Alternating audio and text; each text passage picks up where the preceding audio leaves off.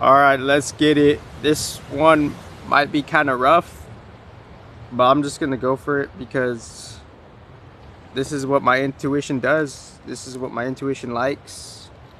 And there's nothing wrong with, following your passion, which brings me to many different points because it would seem as if, based on our planets where they're at and the collective planets where they're at, that's how we're going about things in a unique, fragmented way to a non-fragmented way, because we're acting on these energetic provocations and we're working with the collective energetic provocations as they're feeling us to go how we go about things. And you could say the fixed signs, they're kind of something of an arrangement where it's more so, quote unquote, something of a type of a no choice, end quote. Like we're going where we have to go. This is where we're being placed because we're fixating ourselves within the surface level matrix of how things arrange themselves and fixate themselves for us to balance different, bodies of spirituality respectively. So the fixed signs, they could be a unique no choice because we're being led to go in with the arrangement of how we fixate down on things, and the fixed signs of Leo could low key if it resonates, or if you feel into it, it could be low key the super villain, but it doesn't necessarily have to be that, but it could be that because everything is being kind of like, it's all kind of being handed down to the solar plexus of the solar system, the fifth constellation, the solar plexus, the character identity, the sun, and how we identify with our individual character.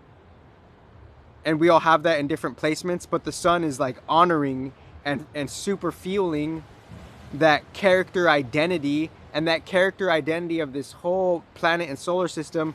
It has quote unquote extreme dualities of night and light, as the predecessor would say. So within that night and light, what could be quote unquote distilled, end quote, within just the Leo placements of you, and maybe your sun kind of, working towards that and identifying that within like a surface level,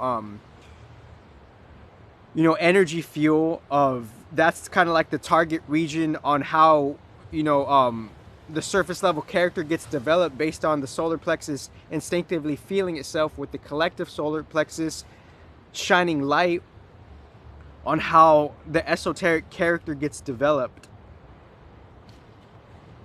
So you could say that, sometimes like, energetically, like quote unquote Leo, end quote, could be the heir to like, some type of like, to just different type of esoteric energies, meaning things get kind of passed down to it based on the fact that it's fixating the fire. The fire is being kind of structuralized and penciled in within fixated fire. So within fixated fire, by natural inevitability, the mutable fire and the cardinal fire are kind of like geared towards Leo and just a different esoteric matching of it. And within that, the fixed fire, it kind of like encapsulates and structures, kind of like, the how the natural ego is kind of like is doing its thing, Aries, and how like, the transformative ego and the wild ego is kind of doing its thing. Those two, those two are being fixated and kind of balanced, because the fixed signs are like a unique surface level balancing mechanism, right? So it's like the Leo is like, he's receiving that transformative ego, Sagittarius, and then that like, that hyper natural ego, Aries. And those two different egos, they're kind of being like, kind of being stationed in this quote unquote supervillain of the Leo, right?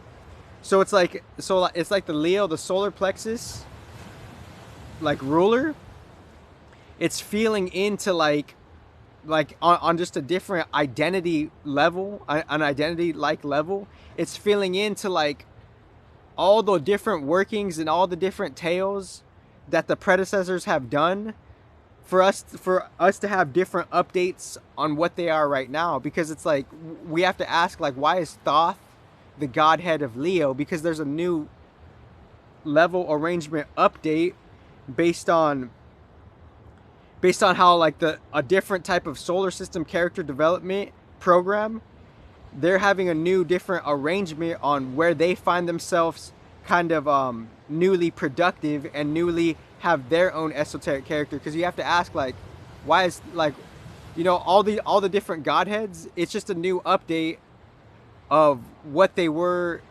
as they are, you know, planets. You know, it's like they have a new update of themselves. So I'm not going to get too rifty and rafty with that. I'm going to keep continuing on with this video. And a different point for this video, as I'm going to keep continuing on with this video, is going back to a previous point, is you know, you could say that Marz is kind of something of like a subtle manifestation of the drama in your life. Like, so what do I mean by that? The subtle manifestation of drama in your life. Because what we're unconsciously to consciously working with and going towards, our passion, our drive, our our way, our strategy, our really being, quote unquote aggressive for our wants and needs, if we have the alignment to do so, to do it like that, end quote. That's the whole like conundrum of like how people want to kind of control things, but they're not taking into consideration how other people work.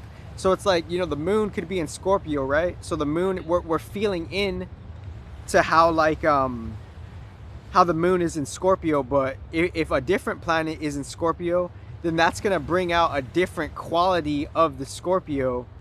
So it's like, so the whole planetary aspects of you, as the planets are working differently through you, we're bringing out that quality of the constellation differently, So since, like, you might have Mars in a certain sign, and Mars and Jupiter is conjunct in Gemini. You could say Mars is foundationally you could say that Mars is kind of like the foundation to like circumstantial drama, because that's the energetic narrative to like how everything's being kind of like newly kind of compiled. We're kind of like we're barely like beginning to understand that Mars is like, it's kind of like, what we are like kind of like doing this for, and what is the result of what we're doing this for, So this is Mars is like a result of what we're doing this for. We're going toward, like, Mars is like prominent within the root chakra, and within the root chakra of the planet Earth, there's a Mars dynamic, there's a Mars circumstance, and within that Mars dynamic, Mars circumstance, the collective narrative is foundationalized in a surface level picture, So like we could, everybody uniquely could be all over the place, quote unquote, end quote, because based on their planetary imprints, they're going about whatever they're going about in their life in different ways based on their planetary imprints. So it's like we all have different foundational inclinations because our Mars and Saturn might be geared towards a different way. So the Mars and Saturn isn't necessarily just the moon energy. So since the moon energy, we're just feeling into this Scorpio stuff, we're getting jazzed off like some Scorpio stuff. So just because the moon is in Scorpio, we're getting jazzed off this Scorpio stuff. Where's our heart at, the moon? And how has our heart been through all these, catastrophic to pleasureful situations and circumstances? That moon in Scorpio, it's not necessarily bringing us to the reality of things, It's not necessarily bringing us to Mars and Saturn shit, you know. The moon in Scorpio, it could lead us towards, it could help us towards that, but we all have different planetary inclinations to like really ground down what we're grounding down into, you know. So it's like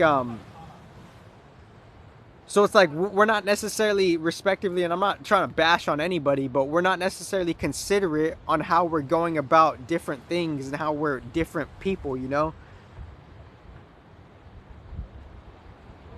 And I had it differently in my head, so you know, I had it differently in my head.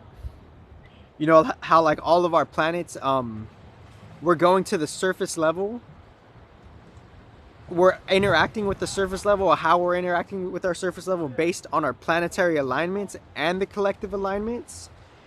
And that could be not necessarily like it could not necessarily be orderly, you know. It's not necessarily like linear, you know, but within the help of some type of teamwork, it could be linear. So it's kind of going towards some type of like communal will, you know. The moon in Scorpio is like, it's like it's needing the spleen pointing to the heart chakra in the gate that it's in. The moon being in gate 44 Scorpio, spleen to heart center. So it's the survival is like embracing the fear of just reality. We don't know why we have the fear we have, because we're just energetically out of pocket, not good, not bad. And now we have to figure out how to work with the community, and how the community, be it whatever community, it's kind of like a subtle need that the community kind of like, we trade energies, not good, not bad. We're trading energies based on how there's just some type of human need to human need, on how like humans need interaction, some more than others, some not more than others, you know. And we all have our own different pet peeves on how we need different types of alone time, and how we need different types of like communal activities, you know. Because within the communal activities, it's a unique type of enrichment, right? Like you're with your community because there's some type of like, there's some type of energy enhancement, right? For however it is, you know. And within that energy enhancement, you know, the Scorpio could be kind of like no choice. It could be kind of vulnerable to that, you know. It could be kind of vulnerable to like, you know, however it chooses to survive within itself. Eventually there's gonna be like eventually you're just gonna need a particular type of teamwork, you know. And within the particular type of teamwork,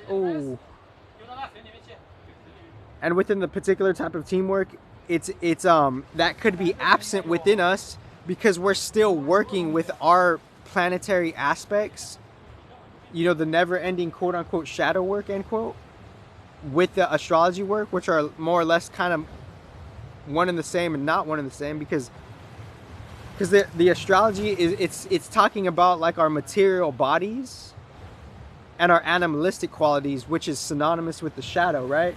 So since it's synonymous with the shadow, we're still working with these things, you know. And based on where Scorpio is in your based on where Scorpio is in your astrological house placement chart or whatever, that's where we need to find how to do teamwork and what works right for us.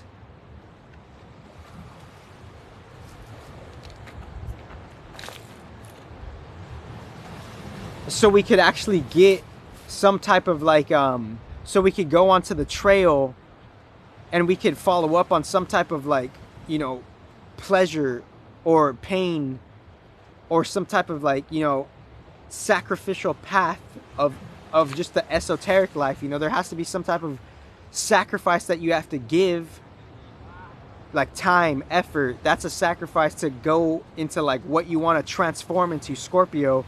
So it's like, you know, depending on where Scorpio is at in your chart, there has to be some type of like teamwork, you know, of just a raw teamwork for you to kind of like fuel your transformation pursuit on how you want to build your esoteric character of, you know, rawness and quote unquote pleasure and transformation, end quote. So there has to be some type of teamwork, and we don't, and the Scorpio could be stubborn to that teamwork because it's inclined to look after itself. But how you look after yourself, you need to work with the world, you know. So we all go about that differently, you know.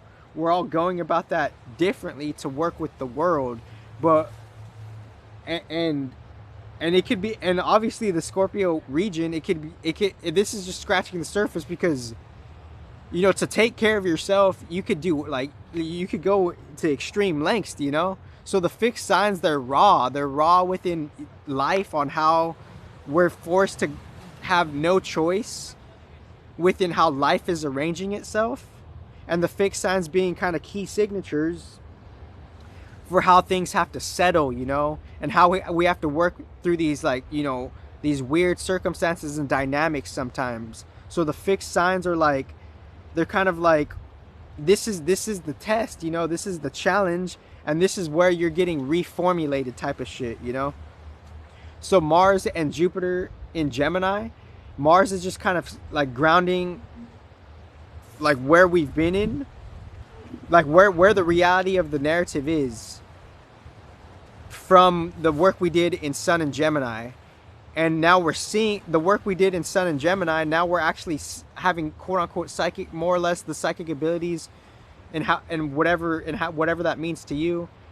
It's being more so visualized with Jupiter and Gemini. So Jupiter is kind of like we're reawakening the work we did in Sun and Gemini, you know, because it's all fleeting, you know. All of the planetary aspects and challenges, they're fleeting within each other because the Sun was prominent in Gemini, and now there's different planets in Gemini that are pulling what we did from the Sun and Gemini, etc., within the different examples.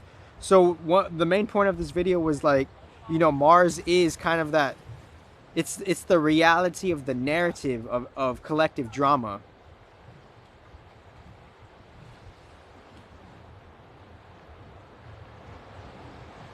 Thank you. And for me to clean up this video a little more, it's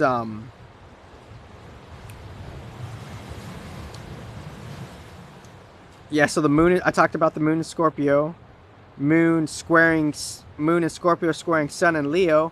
We're having a particular amplitude to bring out the fixed quality of us, particularly through the Sun and the moon in Leo and Scorpio. It's a particular type of bringing out the fixed signs through the Sun and the moon. Thank you, guys.